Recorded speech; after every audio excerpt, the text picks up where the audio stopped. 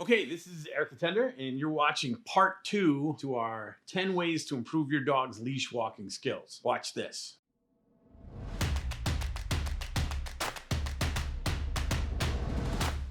All right, so in this video, I'm gonna show you some practical techniques to get your dog walking on leash without pulling so that you can take him wherever you want. You don't have to worry about getting pulled over, getting your arm sockets ripped out, embarrassed because your dog is barking at everybody. Because this is the thing about leash walking, is that you really want your dog to walk right there with you on leash without pulling, paying attention to what you're doing and where you're going. So if you haven't seen part 1 yet, go check that out. I went over some of the steps that you have to understand. And now I'm gonna talk about some practical ways to teach your dog to get them to walk on leash. So at the end of the part 1, I was talking about that there's different tools that you can use. There's harnesses, there's head halters, there's flat collars, there's choke chains, there's prong collars. I'm gonna tell you about the type of collar that I like to use, because when I train a dog, I actually like to be very, very gentle with the dog. I'm not a heavy-handed guy. I don't yank dogs, yell at them, or intimidate them. What I want the dog to do is to cooperate with me on leash. So the one collar that I've found that allows me to be gentle with dogs is a prong collar. Used correctly, prong collar is a phenomenal tool to get your dog under control. And the way a prong collar is used, it's used by applying pressure and release. So I don't put a prong collar on the dog and I don't start yanking them. And I especially never use a prong collar to try to correct reactive behavior. And by reactive behavior, I'm talking about dog sees another dog and flips out. Maybe your dog does that. But a lot of dogs, when they're walking down the street, they see another dog and they start barking, barking, barking, they pull them, they lunge. Some people try to use a prong collar to correct that behavior. Not the way to do it, because often the prong collar will intensify that behavior. So I use a prong collar to get the dog to walk with me without pulling. And I do it by applying some pressure. The dog feels a little bit of pressure and stops pulling, and then we release pressure. Okay, that's how I introduce the collar, so that the dog learns to move with me. Because if you think about it, what you need is you need cooperation from your dog. You need the dog to understand that we want him to be right here. And with the prong collar, I can gently apply some pressure and release and get the dog under control without struggling. A lot of times if you're using a harness, flat collar, even a choke chain, you're struggling. You're using a lot of energy. Try to get that dog under control. And I just find, me personally, when you use the prong collar correctly, you can get really good results. And I know that there's a lot of people that freak out when you start talking about prong collars. Oh my gosh, it's the worst thing in the world. It's evil. Because there's no lying, it looks kind of evil, but it's not. It's not. What the dog feels is some pressure. They don't feel this intense pain unless the dog does get yanked on it. But that's a different story. That's not what we're talking about here. We're talking about clients getting the dog to understand and to move with you. So I like to use prong collars. And if you freaked out by them, just don't use them. Okay, so there's a very important concept that you need to understand when you're training a dog, and that's the concept of pressure and release. Pressure and release, okay? And when we're training a dog, if you want to get really good, reliable behavior with your dog, you're gonna have to learn how to use pressure and release. You have to learn how to use everything. You have to learn how to use positive reinforcement. You have to learn how to use punishment. You have to learn how to use negative reinforcement. And not that you need to know any of those terms.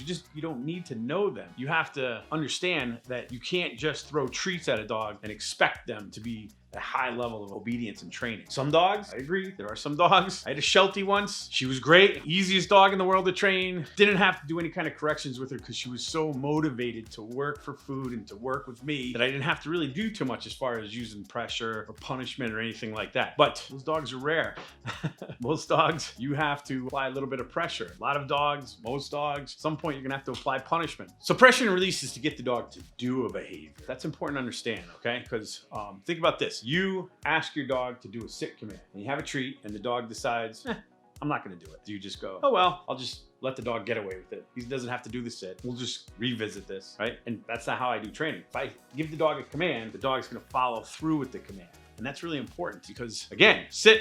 Okay, he didn't sit, no big deal. But you don't want to get your dog getting in the habit of not responding to your commands. So if I'm training a dog and I tell them to sit and they don't sit, then I'll apply a little bit of pressure to let the dog know, one way or the other, they have to perform the command. And again, I don't use pressure until I know the dog really understands the command. And this isn't an argument about just use positive reinforcement, never use punishment, never any of that stuff. You just have to understand that pressure and release is a very important part of training a dog, especially when it comes to leash walking. So we talked about the prong collar. And the way I start to use the prong collar is I start to apply pressure, the dog stops pulling, I release pressure. Okay, so I want the dog to walk with me. I want them to just stay here right at my side. They start to pull. I put some pressure into the leash. The dog slows down, gets to my side. I release pressure. Good dog. There you go. So again, my communication is much clearer because I'm also applying a little bit of pressure. And at that point too, I could give the dog food reward if I wanted to, or if you wanted to. But pressure and release works to get the dog to understand they need to perform the command. And you should use it when you're training your dog. And once you understand it and start to apply it, very effective for getting that reliable behavior.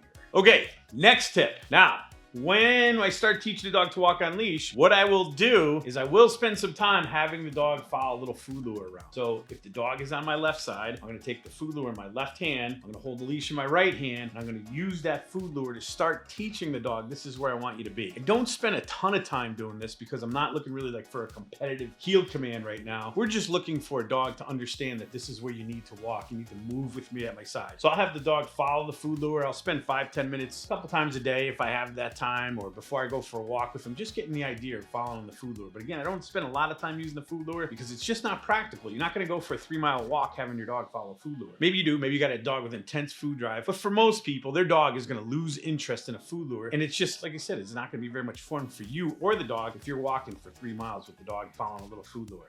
But I will use it, as I said, to start teaching the dog, this is where I want you to be. So I have it just like this in my left hand, and I guide the dog, and I'll go forward, I'll go backward, and I'll get the dog to move with me. And then you start to get an understanding this is where they're supposed to be. Okay, so we talked about pressure and release. When I first introduced the dog to a prong collar, I apply pressure and release. Because what do we need to do is we need to condition the dog to the collar. They need to start feeling the sensation from the collar and understanding what that means. The interesting thing though is that many dogs will still resist even when they feel pressure from a prong collar, and they'll still pull a little bit. This is where we need to introduce some little leash pops, okay? And if you've introduced pressure and release correctly, when you introduce a little leash pop, it won't have to be hard or harsh. Most dogs that I work with, it's just a quick little pop, pop, pop, almost a flick of my wrist, because they understand pressure from the collar, that little pop on the leash, and they learn to just slow down. And then when they start slowing down and staying at your side and there's no tension in leash, those leash pops make it very, very easy to walk your dog because now they understand they have to stay right here at your side. The thing about having a prong collar or gentle leader or harness or whatever tool you're deciding to use is that there could be zero tension in the leash. If you want really good, enjoyable walk with your dog, there has to be zero tension in the leash. I'll often start teaching the dog that if they get too far out in front of me, that I'll give them a little verbal warning. And I'll say, hey, like that. And then what I'll do is I'll start to give the dog just a little gentle pop, pop, pop backwards to get the dog to be right where I need him to be so that the leash goes completely slack. And that's really the trick to walking a dog on leashes. Once they figure out and understand that if they go too far, they're gonna get a little correction. And when they slow down and they're at your side and there's no more tension, now the dog's going to start to move with you, and there's going to be